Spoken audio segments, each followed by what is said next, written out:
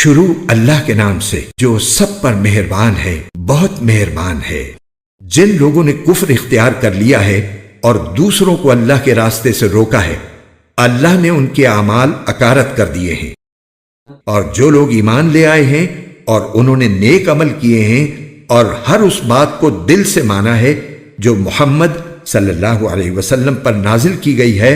اور وہی حق ہے جو ان کے پروردگار کی طرف سے آیا ہے، اللہ نے ان کی برائیوں کو معاف کر دیا ہے اور ان کی حالت سنوار دی ہے۔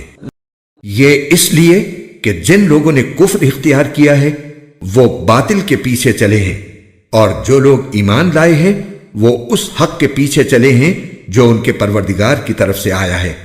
اسی طرح اللہ لوگوں کو بتا رہا ہے کہ ان کے حالات کیا کیا ہیں۔ اور جب ان لوگوں سے تمہارا مقابلہ ہو جنہوں نے کفر اختیار کر رکھا ہے تو گردنیں مارو، یہاں تک کہ جب تم ان کی طاقت کچل چکے ہو تو مضبوطی سے گرفتار کر لو، پھر چاہے احسان کر کے چھوڑ دو یا فدیہ لے کر، یہاں تک کہ جنگ اپنے ہتھیار پھینک کر ختم ہو جائے۔ تمہیں تو یہی حکم ہے، اور اگر اللہ چاہتا تو خود ان سے انتقام لے لیتا، لیکن تمہیں یہ حکم اس لیے دیا ہے تاکہ تمہارا ایک دوسرے کے ذریعے امتحان لے۔ اور جو لوگ اللہ کے راستے میں قتل ہوئے، اللہ ان کے اعمال کو ہرگز اکارت نہیں کرے گا، وہ انہیں منزل تک پہنچا دے گا اور ان کی حالت سنوار دے گا، اور انہیں جنت میں داخل کرے گا جس کی انہیں خوب پہچان کرا دی ہوگی۔ اے ایمان والو، اگر تم اللہ کے دین کی مدد کرو گے تو وہ تمہاری مدد کرے گا اور تمہارے قدم جما دے گا، اور جن لوگوں نے کفر اپنا لیا ہے ان کے لیے تباہی ہے، اور اللہ نے ان کے اعمال اکارت کر دیے ہیں۔ یہ اس لیے کہ انہوں نے اس بات کو ناپسند کیا جو اللہ نے نازل کی تھی، چنانچہ اللہ نے ان کے اعمال ضائع کر دیے۔ بھلا کیا ان لوگوں نے زمین میں چل پھر کر نہیں دیکھا کہ ان لوگوں کا انجام کیسا ہوا جو ان سے پہلے گزرے ہیں؟ اللہ نے ان پر تباہی ڈالی، اور کافروں کے لیے اسی جیسے انجام مقدر ہیں۔ یہ اس لیے کہ اللہ ان لوگوں کا رکھوالا ہے جو ایمان لائیں، اور کافروں کا کوئی رکھوالا نہیں ہے۔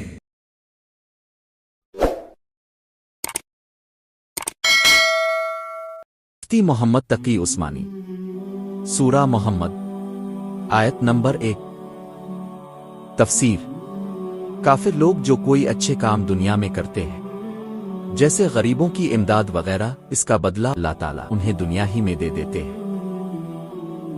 لیکن آخرت میں ثواب حاصل کرنے کے لیے ایمان شرط ہے، اس لیے آخرت کے لحاظ سے وہ اعمال اکارت چلے جاتے ہیں۔ آیت نمبر 4۔ تفسیر۔ جنگ بدر میں 70 آدمی گرفتار ہوئے تھے، ان کو حضرت صلی اللہ علیہ وسلم نے صحابہ کی اکثریت کے مشورے سے فدیہ لے کر چھوڑ دیا تھا۔ ان پر سورۃ انفال 8:22-23 میں اللہ تعالیٰ نے ناپسندیدگی کا اظہار کرتے ہوئے فرمایا تھا کہ جب تک کافروں کی طاقت اچھی طرح کچلی نہیں جاتی، اس وقت تک قیدیوں کو فدیہ لے کر چھوڑنا صحیح فیصلہ نہیں تھا، کیونکہ ان حالات میں دشمنوں کو چھوڑنے کا نتیجہ یہ ہوتا کہ ان کی طاقت کو اور مضبوط کیا جائے۔ سورۃ انفال کی ان آیتوں سے یہ نتیجہ نکالا جا سکتا تھا کہ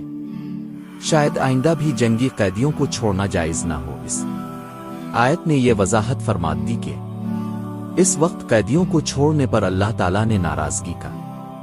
جو اظہار فرمایا تھا وہ اس لیے کہ دشمن کی طاقت کو اچھی طرح کچلے بغیر انہیں رہا کر دیا گیا، لیکن جب ان کی طاقت کچلی جا چکی ہو تو اس وقت انہیں چھوڑنے میں کوئی حرج نہیں ہے، اور مسلمان حاکم کے لیے دونوں صورتیں جائز ہیں،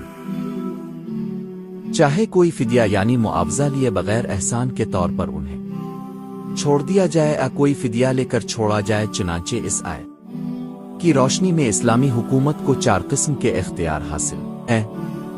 ایک یہ کہ قیدیوں کو بلا معاوضہ احسان کے طور پر چھوڑ دے، دوسرے یہ کہ ان سے کوئی فدیہ یا معاوضہ لے کر چھوڑے جس میں جنگی قیدیوں کا تبادلہ بھی داخل ہے، تیسرے یہ کہ اگر ان کو زندہ چھوڑنے میں یہ اندیشہ ہو کہ وہ مسلمانوں کے لیے خطرہ بنیں گے تو انہیں قتل کرنے کی بھی گنجائش ہے، جیسا کہ سورۃ انفال 8:22-23 میں بیان فرمایا گیا ہے۔ اور चौथे ये कि अगर उनमें ये सलाहियत महसूस हो कि वो जिंदा रहकर मुसलमानों के लिए खतरा बनने के बजाय अच्छी खिदमत अंजाम दे सकेंगे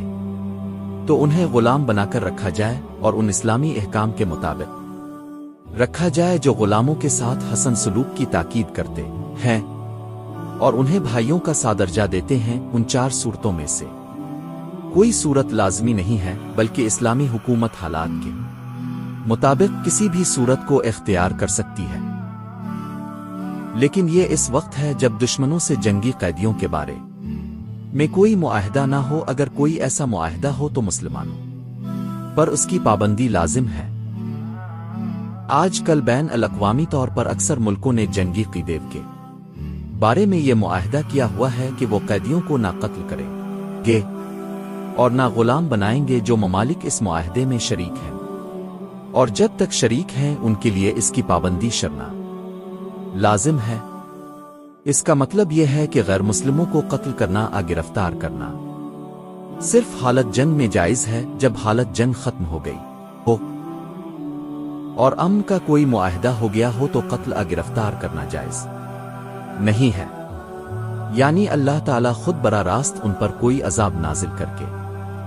उनसे इंतकाम ले सकता था, लेकिन इसने तुम पर जिहाद का फरीजा इसलिए आयद फरमाया है कि तुम्हारा इम्तिहान मकसूद है कि अल्लाह ताला के दीन की खातिर तुम में से कौन साबित कदमी से अपनी जान खतरे में डालता है, और उन काफिरों का भी इम्तिहान मकसूद है कि वो अल्लाह ताला की नुसरत देखकर ईमान की तरफ माइल होते हैं या नहीं। जो लोग जिहाद में शहीद हो जाएं उनके बारे में यह ख्याल हो सकता था कि वो फतह की मंजिल तक पहुंचे बगैर दुनिया से चले गए, इसलिए शायद उनके अजर व सवाब में कोई कमी हो। आयत ने वाज़े फरमाया कि उन्होंने जो कुर्बानी दी अल्लाह ताला इसको ज़ाय नहीं करेगा और उनको असली मंजिल यानी जन्नत तक पहुंचा देगा। आयत नंबर 6 तफसीर। इसका एक मतलब तो यह हो सकता है कि अल्लाह ताला ने दुनिया ही में अपने पैगंबरों के जरिए मुसलमानों को जन्नत का तारुफ करा दिया है, ये जन्नत इसी तारुफ के मुताबिक होगी। और दूसरा मतलब ये भी मुमकिन है, और ज़्यादातर मुफस्सरीन ने इसी को इख्तियार किया है कि हर जन्नती को जन्नत में अपनी जगह तलाश करने में कोई दुश्वारी नहीं होगी, बल्कि अल्लाह ताला ने इसकी पहचान कराने का ऐसा आसान इंतज़ाम कर रखा है कि हर जन्नती अपनी मुकर्ररा जगह पर किसी दुश्वारी और तफ्तीश के बगैर बेतकल्लुफ़ पहुंच जाएगा।